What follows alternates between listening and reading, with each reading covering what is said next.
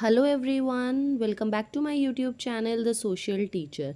आज से हम सोशल साइंस के हिस्ट्री, इकोनॉमिक्स, जियो सिविक्स सबके इम्पॉर्टेंट क्वेश्चंस की सीरीज़ बनाएंगे। अभी हम हिस्ट्री से स्टार्ट करते हैं। ओके, ये जो क्वेश्चन आंसर्स हैं आपके 2025 सेट ए के क्वेश्चन पेपर हैं। इसमें मैं आपको 10 क्वेश्चंस ऑफ हिस्ट्री दिखा रही हूँ जो कि मोस्ट इंपॉर्टेंट है।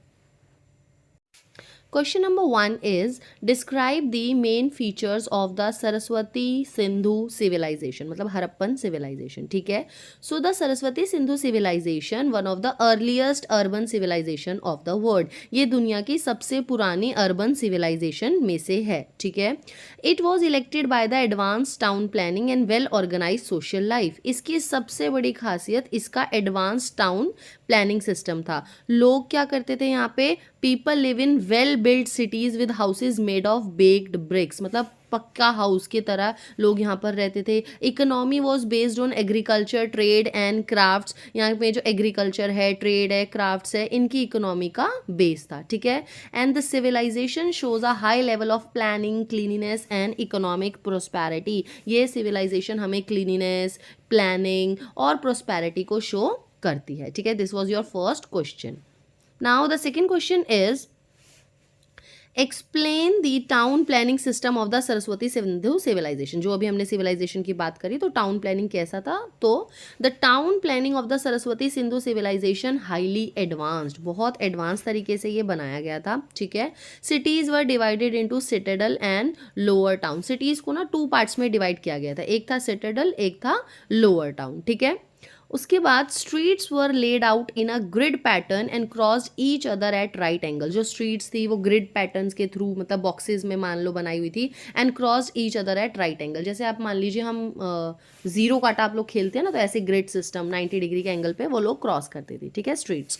Each house was connected to a covered drainage system showing their concern for cleanliness and public health. तो जो हाउस थे उनमें ड्रेनेज सिस्टम था, प्रॉपर ड्रेनेज सिस्टम। ठीक है, इससे पता चलता है कि वो लोग क्लीनिनेस और पब्लिक हेल्थ में ध्यान देते थे। ठीक है, हाइजीन का प्रॉपर ध्यान देते थे। So this is your question number 1 and 2. You can take the screenshot if you want to. Right? Now, let's move to the another question. Question number 3 is describe the economic life of the Saraswati Sindhu civilization. Economic life की अगर हम बात करें इस civilization की, तो the people were phosphorus and well organise. एना and ये 2 बार आ गया बेटा, आपको इसको सिर्फ एंड लिखना है। ठीक है, इसे हम रिमूव कर देंगे। तो the economic life of the people was phosphorus and well organise थी। ठीक है, एग्रीकल्चर इनका मेन ऑक्यूपेशन था एंड क्रॉप्स यहाँ पर वीट, बार्ले ग्रो होती थी। पीपल ऑल्सो प्रैक्टिस्ड क्राफ्ट्स, जैसे कि पोट्री, मटके बनाते थे, बीड मेकिंग करते थे, मेटल वर्क करते थे, ये काम लोगों का यहाँ पर होता था। Trade was carried out through the barter system. Barter system में पता है ना कि चीज़ के बदले हमें किसी मतलब थिंग के बदले थिंग को ही दिया जाता था, मनी उस टाइम पर नहीं थी। And trade relation existed with distinct region like Mesopotamia. और जो ट्रेड रिलेशन थे वो दूर दूर तक जाते थे। इनका एग्जाम्पल है मेसोपोटामिया। तो इकोनॉमिक मीन्स पैसों से रिलेटेड लाइफ कैसी थी यहाँ पर, तो इनका एग्रीकल्चर मेन था ऑक्यूपेशन। ठीक है, क्राफ्टिंग करते थे, बार्टर सिस्टम चलता था और ट्रेड इनका चलता था। ठीक है, this is question number 3. Now question number 4 is write a short note on the religious life. हमें religious life बतानी है अब सरस्वती सिंधु वहाँ के लोगों की। ठीक है, तो the religious life of the Saraswati Sindhu से people was simple and nature based. इनकी जो लाइफ स्टाइल थी ना बहुत सिंपल और नेचर से रिलेटेड थी। ठीक है, दे वर्शिप, ये वर्शिप करते थे मदर गॉडेस को, जो कि दिखाता है कि फर्टिलिटी से ये लोग, मतलब फर्टिलिटी को ध्यान रखते थे। ठीक है, गॉडेस की पूजा करते थे। पशुपति सील था, वो हमें दिखाते थे कि लॉर्ड शिवा की यहाँ पर पूजा होती है। ठीक है, वो हमें दिखाता था, ये आइडिया देता था। Animals, trees, nature forces were also worship. हमने बोला ना नेचर से रिलेटेड ये होता है, तो एनिमल्स को, ट्रीज को, नेचुरल फोर्सेज को ये लोग वर्शिप करते थे। ठीक है, और यहाँ पर कोई भी टेम्पल्स का अभी तक कोई भी एविडेंस नहीं दिखा था, तो हमें अभी पता चला है कि ये नेचर और इनकी सिंपल लाइफ होती थी। ठीक है, now you can take the screenshot of question number 3 and 4. आप ऐसे ही एग्जाम में लिख सकते हैं, पॉइंट्स बनाकर हाईलाइट कर कर, तो अच्छा लगता है। ठीक है, now move to the next question, question number 5. Question number 5 is when and between whom the battle of Tarain fought. Battle of Tarain जो हुई थी वो कब और किसके बीच में हुई थी, ठीक है। तो जब battle of terrain were fought in 1191 से 92 के बीच में हुई थी। पृथ्वीराज चौहान जो कि एक राजपूत रूलर थे और मोहम्मद गौरी जो कि एक टर्किश इन्वेडर थे, इन दोनों के बीच में हुई थी, ठीक है। Prithviraj Chauhan first battle of Tarain जीत गए थे, लेकिन मोहम्मद गौरी ने उन्हें सेकेंड बैटल में हरा दिया था, जिससे इंडिया की पूरी हिस्ट्री चेंज हो गई थी, ठीक है। Now the next question is question number 6. Explain the cause and result of the first battle of Panipat. Panipat की फर्स्ट बैटल हुई थी, ठीक है, जो कि 1526 में हुई थी। तो हमें उसके कॉजेज और रिजल्ट बताने, ठीक है। ये किस किस के बीच में हुई थी, पहले आपको ये पता होना चाहिए। बाबर और इब्राहिम लोदी के बीच में ये फाइट हुई थी, ठीक है, बैटल हुई थी। इसके कॉजेज क्या थे? Weak administration of Ibrahim Lodi.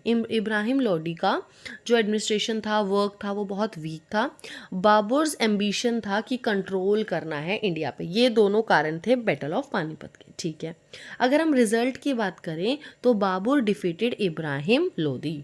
Babar ने डिफीट कर दिया था इब्राहिम को, एंड इसके साथ साथ दिल्ली सल्तनत का यहाँ पर एंड हो गया था और फॉर्मेशन हुई थी मुगल एम्पायर इन इंडिया की, ठीक है। This was your question number 6।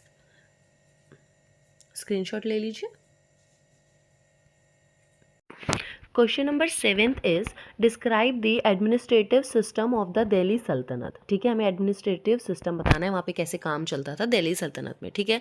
So the sultan was the supreme authority in the Delhi सल्तनत। सुल्तान मीन्स रूलर, वहाँ का सुप्रीम अथॉरिटी होती थी। एम्पायर को डिवाइडेड इनटू प्रोविंसेस, स्टेट्स, छोटे छोटे स्टेट्स में डिवाइड किया गया था एम्पायर को, जिसे इक्ताज बोलते थे। और इनको जो गवर्न करते हैं उन्हें कौन बोलता है? इक्तादार्स, ठीक है, इन्हें इक्तादार्स बोलते हैं। इक्ताज का मतलब होता है एक छोटी सी लैंड मान लीजिए या प्रोविंस मान लीजिए, जो कि टैक्स कलेक्शन के लिए दी जाती थी, ठीक है। सेवरल डिपार्टमेंट असिस्टेड सुल्तान। सुल्तान ने अलग अलग डिपार्टमेंट्स को मतलब असिस्ट किया गया था, जैसे कि एक डिपार्टमेंट है आपका दीवान ई विजारत, इसका मतलब ये फाइनेंस डिपार्टमेंट से रिलेटेड है। दूसरा है दीवान आई अर्ज, ये मिलिट्री अफेयर्स मतलब मिलिट्री डिपार्टमेंट से रिलेटेड है। तो ऐसे ऐसे डिपार्टमेंट्स और स्टेट्स में सब कुछ डिवाइड किया गया था, ठीक है। The army played an important role in maintaining law and order. Army का बहुत इंपॉर्टेंट रोल है एडमिनिस्ट्रेटिव सिस्टम में, बिकॉज इन सबकी सिक्योरिटी को आर्मी ही देखती थी, ठीक है। So this was your administrative system. Now next question is write a short note on Mughal architecture.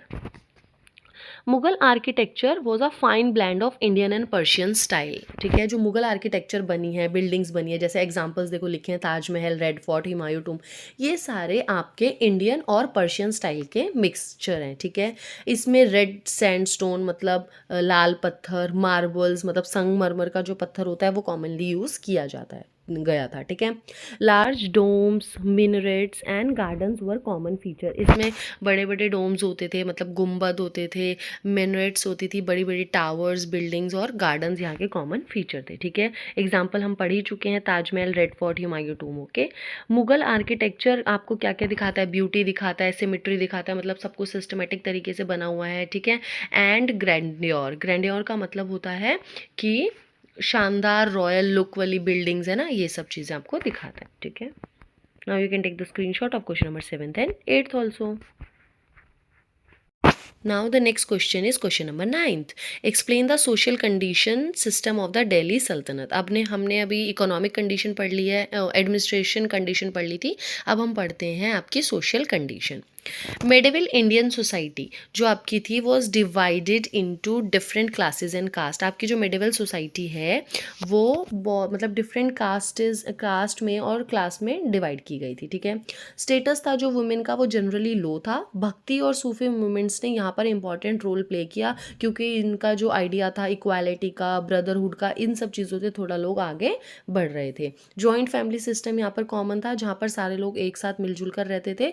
और religion had a strong influence on social life, और जो रिलीजन था उसकी जो भी बातें होती हैं वो सोशल लाइफ हर दिन के दिनचर्या में काम आती थी। ये सोशल कंडीशन थी Delhi Saltanat. Next question is question number 10 is why is the Saraswati Sindhu civilisation considered a well planned civilisation? क्यों वेल प्लान्ड सिविलाइजेशन बोला जाता है? क्योंकि हमने पहले भी पढ़ा कि ये वेल प्लान्ड है क्योंकि सिस्टमेटिक टाउन प्लान यहाँ पर है। बहुत मतलब जो चीज़ें हमें आज के ज़माने में दिख रही हैं वो उस टाइम पर भी थी। सोचो कितना सिस्टम से काम हुआ होगा, ठीक है। स्ट्रेट रोड्स वहाँ पे थी, हमने पढ़ा ड्रेनेज, एडवांस ड्रेनेज सिस्टम था। सिस्टम यहाँ पे 2 टाइम्स है, आप एक कट कर लेना है ना, drainage system. Uniform brick size था, मतलब अच्छे तरीके से बनाया गया था। Public building like granaries, granaries का मतलब क्या होता है? एक लार्ज स्टोर हाउस टाइप जिसमें आप ग्रेन्स को रख सकते हैं, ठीक है। And great bath shows organise civic life. Great bath क्या होता है? एक बहुत बड़ा पब्लिक टैंक होगा बाथ का, जहाँ पर आप किसी फंक्शंस में या रिलीजियस सेरेमनी में यहाँ पे यूज़ किया जाता होगा। ये जितने भी फीचर्स से ये रिफ्लेक्ट करते हैं, एक बहुत ही केयरफुल तरीके से प्लानिंग ऑन एडमिनिस्ट्रेशन सिस्टम होगा सरस्वती सिंधु सिविलाइजेशन का। ओके, आप इसका भी स्क्रीनशॉट ले सकते हैं, क्वेश्चन नंबर 9 एंड 10। अगर आपको ये वीडियो पसंद आई है तो आप please like, share and subscribe कीजिए। Thank you.